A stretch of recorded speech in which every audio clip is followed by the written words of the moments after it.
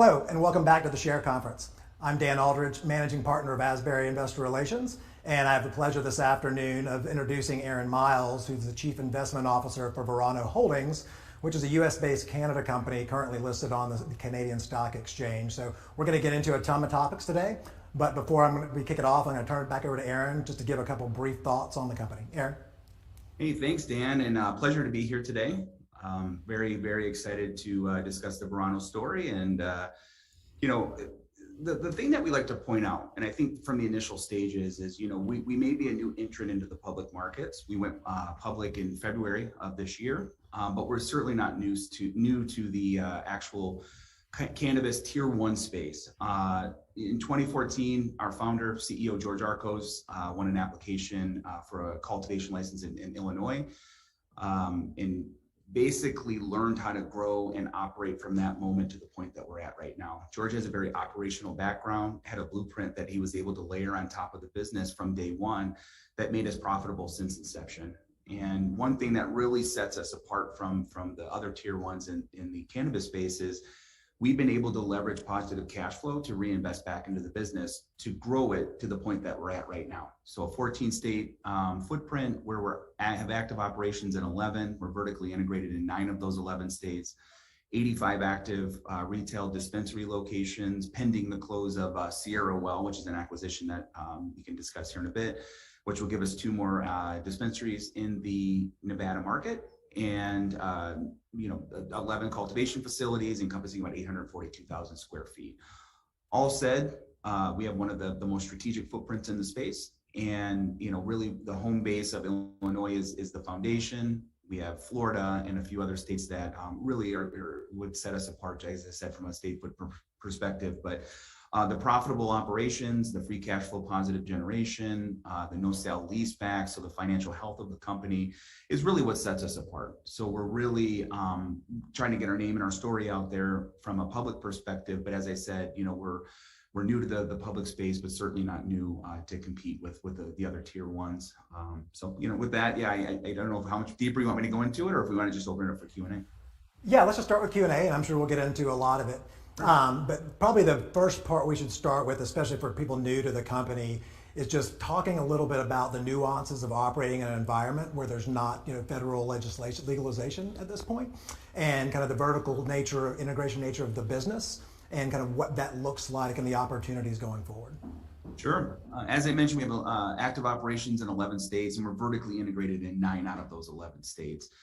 And the reason that is key, it really drives really strong margin performance. And we separate ourselves from the pack by producing industry-leading margins and have done so really again since inception.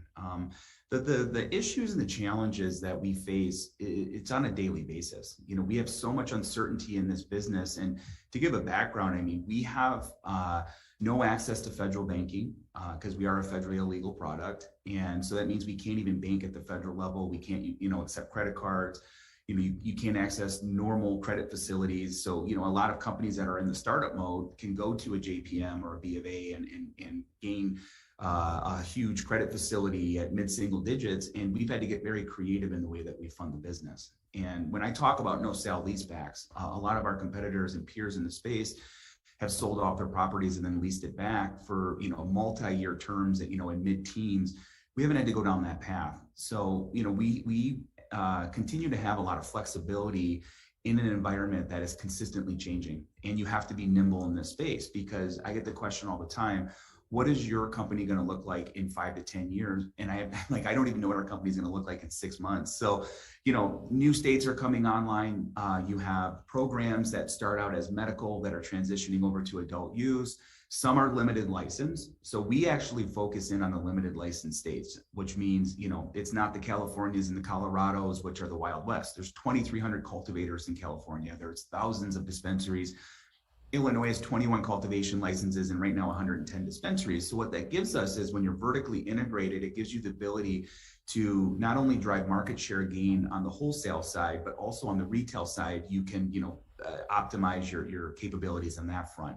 So we really have a balanced approach to how we enter markets. It's a split between wholesale and retail, but kind of going back to the root of your question, it's hard to operate in an environment that is, deemed to be federally illegal. We can't list on the New York Stock Exchange or the NASDAQ. We can't get, credit facilities. We have to, there's a tax treatment called 280E. And for those that are new to the story, it basically means that we can't write off any of our SG&A before we pay taxes. If you Google it, you can get a lot more information on that. We basically pay tax at the gross profit line. So not only, again, can you not bank at the federal level, you have no access to credit cards, you have no access to credit facilities, and no access to the U.S. capital markets, we also have to pay cash from the gross profit line. And I say all this because this is opportunity going forward. So what we're going to do as a company is we're going to position ourselves to be U.S. based, look and feel like a natural U.S. company. So that's conversion over to GAAP, which we would anticipate by Q4. We just filed our 20F, which is the first steps towards getting registered with the SEC. And then we're going to be ready. And we have a history of investing in markets ahead of growth and making sure that we're aligned and ready to go as soon as those growth opportunities come to fruition. Same thing's going to happen and from a legalization perspective. We'll be ready to take advantage of any opportunity that's in front of us. Okay. So speaking about being ready, you talked about the 11 states that you're already in, the fact that you're not going to go in states, where you can't get individual licensure. What's kind of the update on the next couple states that are looking at, medical, recreational? What does that pipeline look like, over the next 2 to 3 years? Yeah, I would be surprised if every state isn't doing some form of homework on the, on the matter, because it could be a big driver, and a lot of states that are kind of late to the party are trying to figure out how a program would roll out. But more near term, I think obviously Georgia just issued a bunch of licenses. Alabama's starting to do some work. But the big scale tippers are going to be Texas. It has a very, very basic limited program. It's not even deemed to be medical at this point. But you look at a state of Texas size, right, and seeing what a medical program or what a rec program could look like in that market. Those are the types of opportunities that we pay attention to. And so Texas is one. Georgia is another one that's adopting a new program. Alabama's starting to sniff around. But, the next wave, I think, instead of seeing new programs really adopt like a medical program, you're going to start to see that next wave of medical to adult use. And, PA is primed to transition over to adult use. Ohio is, Florida is. And again, these are markets that we have positioned ourselves strategically. We could have invested in other areas of the business, but that would have taken $200 to $300 million away from these near-term opportunities. I mean, we acquired 5 companies in Pennsylvania, which now will give us, once fully built out, one of the largest footprints in the state, again, in a market that we feel is really going to transition over to adult use. So I think you'll see some med programs come online, but I think you're going to start to see the momentum really pick up behind transition over to adult use in some of these other markets. Okay. So we did get our first question from the audience, and it's actually well timed with what you just said because it's on M&A in the pipeline. So can you talk a little bit about what you look for from an M&A perspective? Do you look for other vertically integrated companies and go in, or do you look for pieces? Are you looking for talent, capabilities? Just talk a little bit about your philosophy there. Yeah, I would say yes to every single one of those questions. I mean, we evaluate every opportunity that's out there. If you don't, then you're actually doing a disservice to, with how quick this industry moves, how fast it's consolidating. You need to make sure that you're moving swiftly. But, the one thing that I want to point out, and we've really tried to hammer this to the market, is, the 10 acquisitions that we've closed, we've announced an 11th, that was all strategic and very designed. It's not just a land grab. It's not just an asset grab. Like, we are strategically building out our portfolio. So right off the bat, I can tell you, we want to go deeper in the states that we operate in. Arizona and Nevada are great examples of that. Massachusetts, we need to round out our dispensary footprint. So from a smaller bolt-on acquisition, I think you're going to see some of that.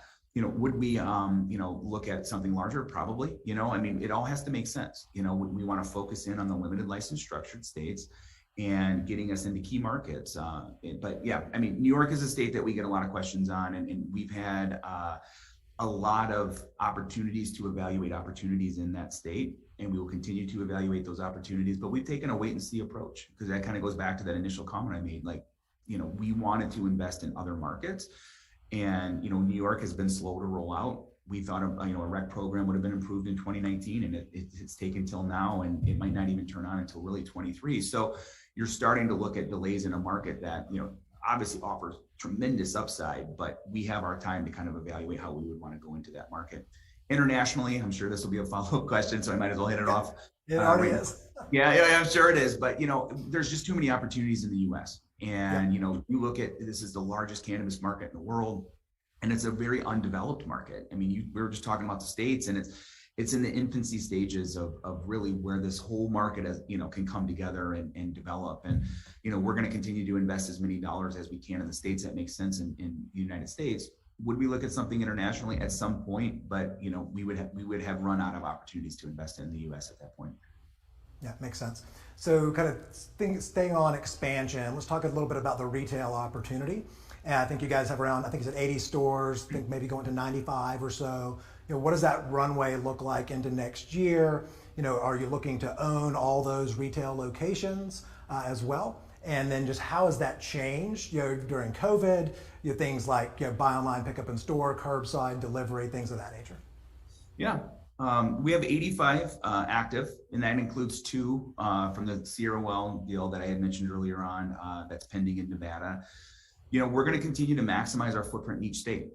If you look at Illinois, for instance, there's 10 max that we can own and operate, which we're at that cap. Ohio's 5, PA has a certain cap. And so we're going to maximize across the board. So we have a little bit of a runway in some of the markets that we operate in. Arizona, Nevada, we definitely would, potentially go deeper in. Florida is probably going to be the big driver of a lot of the retail locations opening. We're at 37 stores right now. We'll probably get to, north of 40 by the end of the year. But Florida runs a little different. We have wholesaling markets in every other market that we're vertically integrated in, minus Florida, because there is no wholesaling. What you grow, you sell in your dispensaries. So you have to have capacity to open up a new store. You can't just, unlock the doors and then not have product for the shelves. So we will, we have a 220,000 square foot cultivation facility down in Florida. We're building on a second location in the Northeast, which will be hundreds of thousands of square feet. This is the luxury of being able to self-fund CapEx, is that we're not going to go have to tap into the equity or the debt markets to necessarily fund capital expenditures. We would tap into those to more fund M&A and let me say this too, a bias towards debt over equity, because we're very focused on not diluting the stock. So we would focus in on that point. But yeah, so the retail dispensary front, Florida's going to drive the car on that one. PA, we have 6 dispensaries to still open, and a few other markets with, some, but, we'll continue to push the envelope from a retail perspective. Yeah, and so I know the answer to this question is probably going to be it depends, and you've kind of already alluded to it. But how should investors really frame up the opportunity for you guys longer term? Right? I know you mentioned before it's really hard to even get your head wrapped around what the business will look like in 6 months versus 12 months, and the concept of a TAM or a total addressable market's probably ludicrous at this point. But how should investors think about the business 2 or 3 years from now? Yeah, it's going to be a company that's going to take advantage of every opportunity that's in front of it. And I think the one thing that we have proven time and time again is, investing in market growth appropriately. We keep our SG&A really tight, between 20 and 25%. And that's by design. And we invest in headcount, we invest in markets ahead of growth to make sure that we're never caught flat-footed. So it's going to be a company that's going to efficiently operate, that's going to continue to drive industry-leading margins, to invest in growth opportunities that are ahead of us. And we don't know what the market's going to look like in 2 to 3 years. So you are right. It depends. But I can tell you, as big shifts and movements will be made, we are nimble enough that we can make those moves. Interstate commerce, it's a term that gets thrown out there quite a bit. I think we're years and years and years away from interstate commerce. So being able to ship your product across, state lines, these programs have been so delicately crafted. Illinois, for instance, the governor ran his campaign on legalizing cannabis. The last thing that they're going to want is for wholesale revenue or tax dollars to leave the state to do 1 million square foot grow in California and then ship product across state line. I will tell you this though, if interstate commerce does kick in, and that's a big if, we are flexible enough. We can walk away from our real estate because we're not tied down to sale leasebacks. And then we're also have the ability, we know how to grow. So it's going to be the tier ones or, cannabis operators that would, take advantage of that interstate opportunity. But so it's going to be a company that continues to operate efficiently, that's going to maximize its footprint, that really just needs to gain more notoriety in the public markets. And that's why these events, like, again, that's why we're so appreciative of being able to attend this, because we want to get our story out there. You know, we're not an outlier. We aren't striving to be relevant. We're striving to be the top operator in the space. And the footprint that we're building, it definitely shows that. And it's just up to us to keep our nose down and continue to operate and grind. But you know, we're going to be very conservative on dilution. We're we're always going to look at the right opportunities, and we're going to always operate as efficiently as we can ahead of market growth. Yeah, so let's take it back a little bit. You know, you mentioned competition. You know, especially for people new to the story, spend a little time about talking about who your main competitors are. You know, what advantage do they have? You know, how are you counteracting that? Yeah. So the tier ones, I keep saying tier one. You would look at, you know, Curaleaf, GTI, Cresco, and TrueLeaf. I actually worked at Cresco. I helped take them public in 2018, and they're a fantastic operator, and as are GTI. And those were three of the top five, you know, MSOs in the space based in Illinois. And there's a reason for that, because it was such a strict market to operate in. It was such a tough licensing process. If you can be successful in Illinois, the other states are easier. I mean, it's never easy to operate in this space. So, you know, when there's third-party testing requirements in Illinois versus Arizona, we can operate in Arizona because we're used to the stricter testing standards in Illinois. So it really developed into a very, very strong market. So obviously GTI and Cresco, we have a tremendous amount of respect for. Cura, they're the 800-pound gorilla. I mean, they are top line, you know, driven. They have the largest state-by-state footprint, and have a very strong position in the market. You know, TrueLeaf, you know, was initially more of a Florida play, and is expanding more from a multi-state perspective, especially through the Harvest acquisition. But those would be the tier ones. But then you have, you know, Air Strategies from, you know, and I don't want to say tier two, because we're so respectful of all the people that we operate in. The tide raises all ships, and we want everyone to succeed in the space. But, you know, Air Strategies, Columbia Care, are a few others to really name there that are like strong operators. And how fragmented is the market? Yeah, real quick too. Then, you know, I think one thing that you're starting to see too is, you know, there's not necessarily single state operators. I think you're starting to see that diversification from a multi-state footprint, because that's where the opportunity is at. And so I think you're starting to see, you know, like Terracent and the Gage deal, right? Like Gage was a Michigan operator. Terracent had a very, very nice footprint, and it kind of combines two companies that, you know, kind of fills a need on both sides. So it is, I think you're going to start to see more acceleration too from a consolidation perspective. Yeah, and so the question was, you know, about the fragmentation of the market, and obviously not being deep in you know, the details as you are. You know, I would expect in most states it is relatively fragmented, but when you talk about the tier one players, how much of the market do they control? Is it north of 50%, 70%? Yeah, it's tough. It's market to market dependent, right? I can tell you in Illinois, for instance, you know, us, you know, Cresco and GTI are very dominant players in Illinois. TrueLeaf has a very dominant market position down in Florida, and you have, Curaleaf and you know, GTI and us, you know, really trying to, you know, build a stronger presence in Florida. So it's very market to market dependent, but fragmented isn't necessarily how I would describe the markets that we necessarily operate in. Again, if you look at Florida or California, for us to make a move in California, we'd have to invest a lot of dollars, consolidate a lot of assets, and take a lot of time to do so, realize synergies. It's barely going to move the market share needle, and it's not necessarily going to be all that profitable. So those really fragmented states, unless the right opportunity presents itself, is probably not where our focus would be. The limited license, I mean, you can have 10 dispensaries, you can have, you know, 630,000 square feet of cultivation through three cultivation licenses in Illinois. That's really not that fragmented. You know, I think that that's where our focus is at, because when you can take the expertise we have and then build a presence in, you know, limited license markets, it gives us the opportunity to gain market share. Thanks. All right, next question from the audience. What are the views on the SAFE timeline, and would its passing change your strategy at all?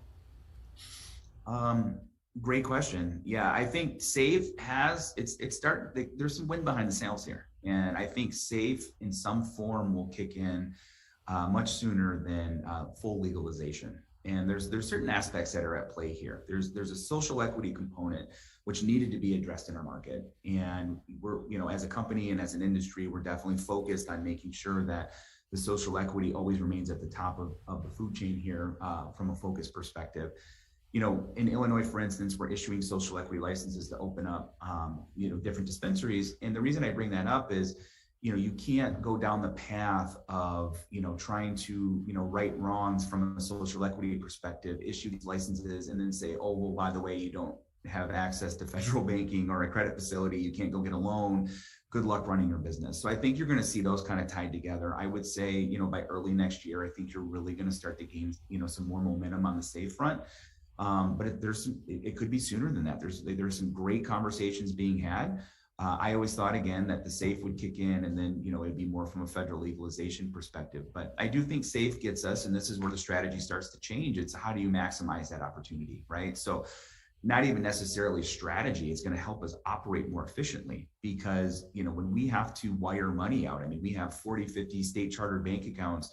We got to move money around and it could take days to just basically for one transaction to wire money out when federal banking could make our lives a lot easier. So from a strategy perspective, we would take advantage of that from, efficiency, credit cards, promotions, opportunity around that. Basket sizes have shown to grow just from, being able to use plastic. So again, it's not necessarily would it change our strategy. It would just change the way that we operate. We would be more efficient across the board. Does SAFE give us access to the credit facilities?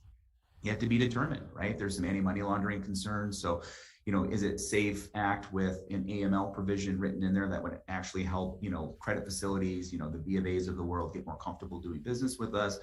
Yet to be determined, but I can tell you we'll be ready. And we're already having those conversations. The biggest thing that I do on a daily basis is focusing in on people we can do business with right now, investors that can invest in our space right now.